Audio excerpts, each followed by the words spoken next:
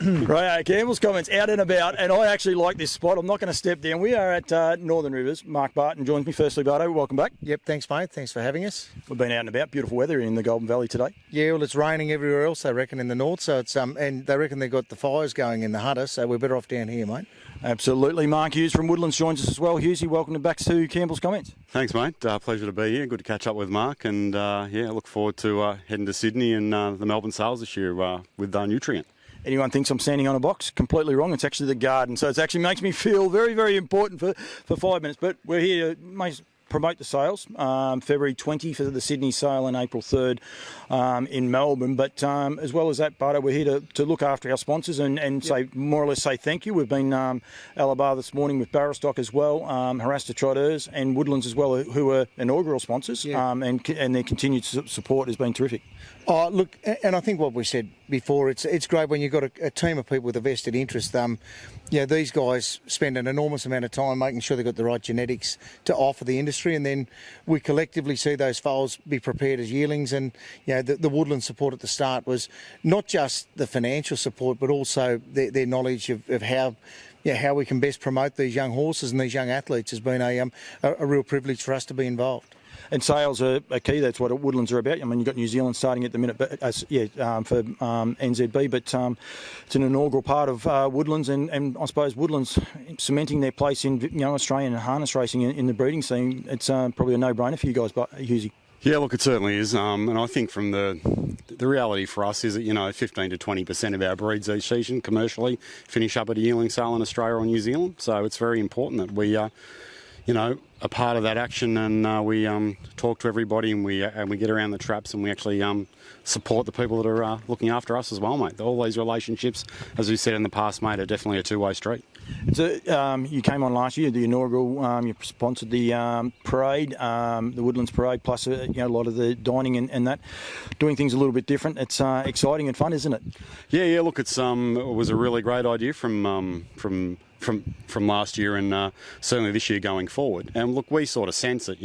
This is the way to go. This is the way to be part of it. This is a great part of the action, to actually acknowledge the people that are actually building a brand, and we're happy to be part of that. Mark and his crew actually visited us before they started their sales in Australia, and came and spoke to us, mate, and we've been open with them with any amount of intel they've wanted. So it's just a great start to the relationship.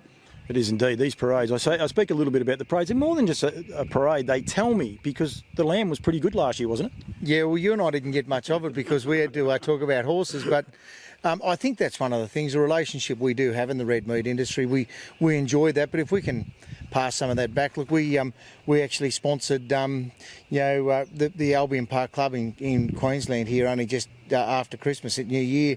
It's 300 wins for a drive. It's a big deal. So we had great relationship with Stanbroke Pastoral, who supplied some beautiful fillet steak for all the patrons on track, and they're the sort of things that we do that every day.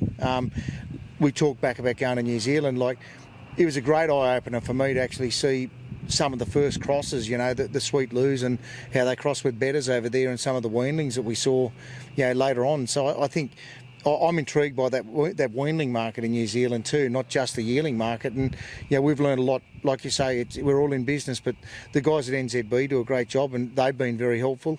Woodlands were great help over there as well, and I think it's a global industry, but Australia and New Zealand working together, I think, is a no-brainer.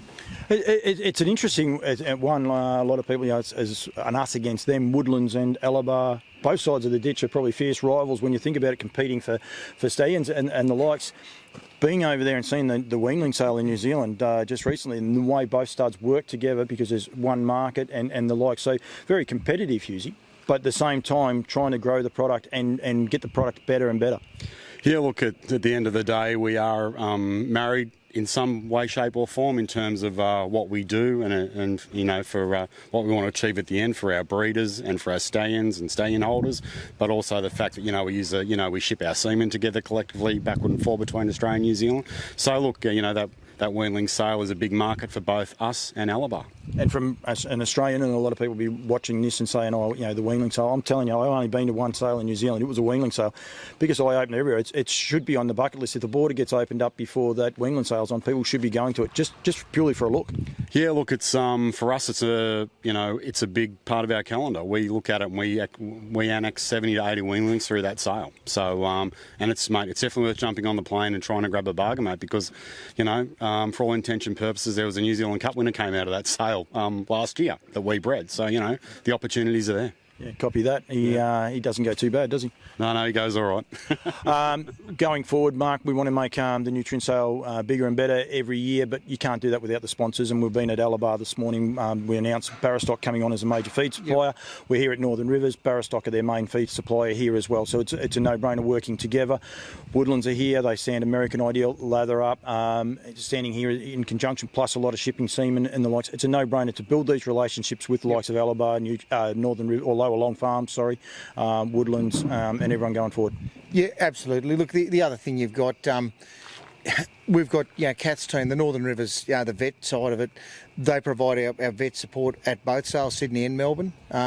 So I've relied on the professional team here with Kath's leadership to give us some advice. How do we best handle that, along with the New South Wales and Victorian harness racing authorities. But that's been really important. I think when you talk, we've looked at 2 drafts of weanlings, yearlings rather, that have started as weanlings on Barrastock product. Like we said before, it's about making sure a young athlete gets every opportunity, and that starts from conception. And the guys investing in genetics like these world quality or world class sires that are available to us here in Australia is it's imperative so that we've got a great racing product. And when you get them to yearling sales, I think the work that gets done beforehand is what makes them even more attractive to the trainers.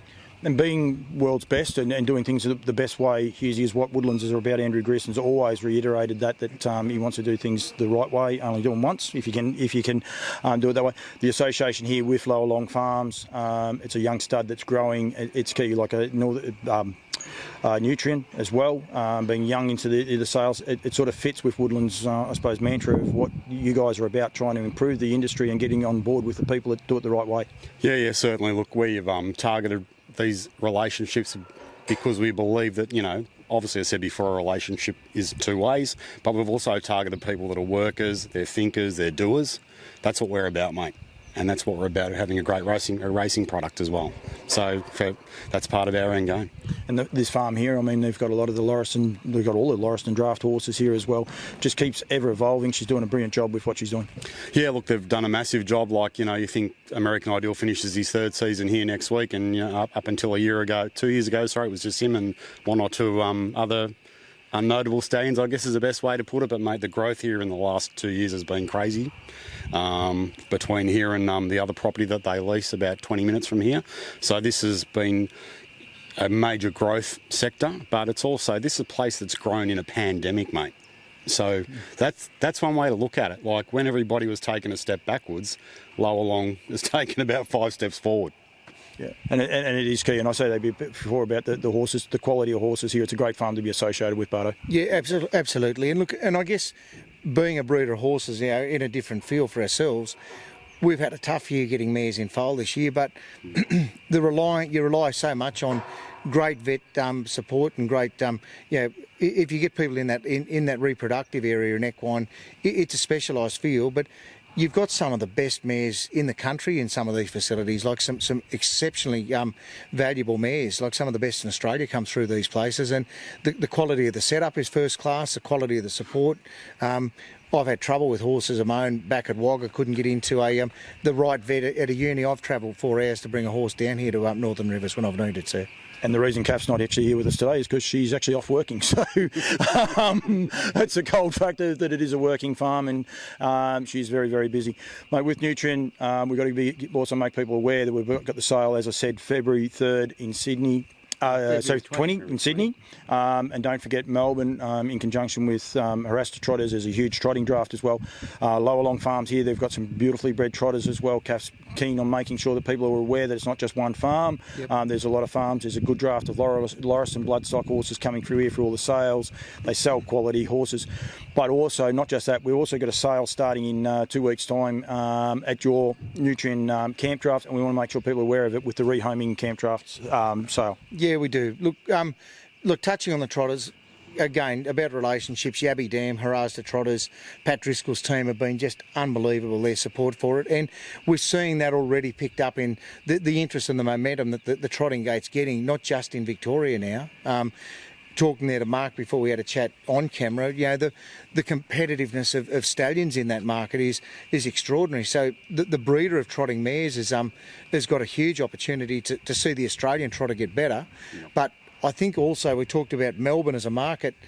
The fillies that are available, the trotting fillies, they're by world-class sires. They're out of some exceptionally well-performed mares, and I think there's a great opportunity for people that want to invest long-term in the Australian standard bred, or in that trotting gate in particular. I think Melbourne offers a great opportunity.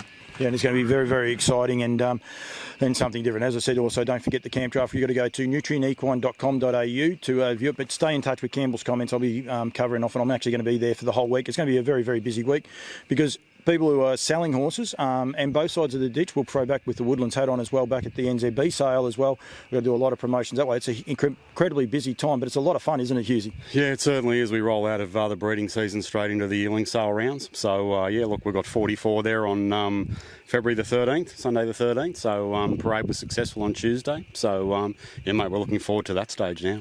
And with Campbell's Comments, you and I are going to be doing quite a few things differently, and we'll be catching up with the guys with NZB.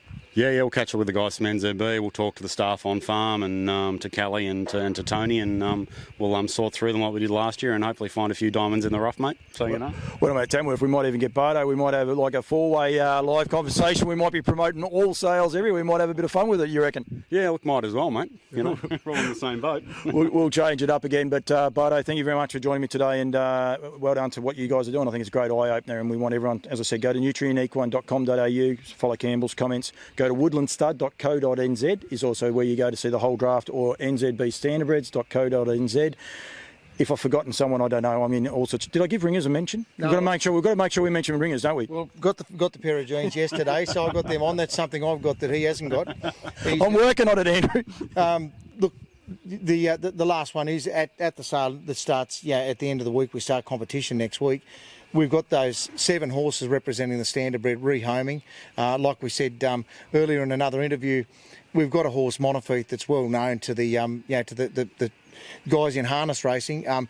He's just been a gem for Michael Wilson, and their attitude is that the mature age horse and the mature age jockey reckon they might be able to keep some of the young blokes honest, but Ringers Western have got behind that. They're a great product, they're Australian owned. The whole Nutrien Ag Solutions corporate uniforms are organised by them, but they've got everything, mate. You can go swimming in their gear, you can go to the beach in their gear, you can go to the river, and you bring the esky that's a Ringers esky, but they've got everything. They've got behind what they see as a great cause, and I think what's also interesting, we talk about our mate Brett Welsh. A couple of years ago, Welshie had broke in 4 of the 12 finalists in the 2-year-old Magic Millions Classic race. And, the thoroughbred industry know Welshie, and they've just said, look, this is just great for racing, and what harness racing are doing, and the New South Wales guys, with Ringers support, is, I think, a great thing for the whole industry. So if you're in harness racing and you're a standardbred enthusiast, we'd love to see you. Come to Tamworth and we'll look after you, and come and see what we do we've got 800 horses to sell. We'll have nearly 3,500 horses on site. Wow. And we'll have close to 5,000 people in a COVID safe environment. Also with that too, the draft, so if anyone does want to go to Tamworth and be there, it is on the Thursday night at 7 o'clock is the actual draft. Don't get there at 6:55, make a day of it, but that's when that the draft will be on. But they're actually showing the day before and the day before that as well, plus then the sale goes online from 10 o'clock Friday till 3 o'clock Saturday. That's it, mate. The idea, those horses are available for someone to purchase, so if you're out there and you want to go team penning, you want just a horse at home, you want to go mustering, there's one little horse that Paper Talk, Lombo Paper Talk, never raced. He qualified at Shepparton. He's had 2 drafts since he's come under saddle, missed a final by a point at Oberon, then finalled at Braidwood 2 weeks ago and finished 7th in a field of 150. So he might not have won a race, but he's the first horse to make a final out of the standardbred rehoming game. I interviewed Scott Bandy, Emma O'Shea and Michael Wilson the other day. All of them are very, very worried about young Wiley Ian. They reckon he's got the money in the bag already. Ian's always got a big smile, and they call him the Fox for a reason. I think he's won Open Rider 7 of the last 10 years, and I think what happens is he runs silent, but that horse has done probably a couple of thousand miles. He's drifted all of his new heifers, calves. He's been to work as a station horse, but I reckon under lights he's actually been sneaking back up to his cutout yard and he's been practising too. So it's all good fun, but they all do like to win, those guys. That's going to be as I say, the whole nutrient sale. What's going on? There's plenty going on. There'll be online sales as well later on, but we won't worry about those. But as I said, well done to you guys. Well done to Woodlands for getting behind it and supporting it again. And as I said, stay tuned to Campbell's comments because we'll be bringing all of that action plus more, plus the New Zealand sales. We've got plenty going on. It's been a pretty good year so far for Woodlands, Hughesy, and onwards and upwards. Yeah, thanks, Paul. Great to catch up with Mark again today, mate. And we look forward to the next half a dozen weeks. Boys, I'll let you both go. I actually feel quite tall here, so I quite appreciate that. Thank you very much.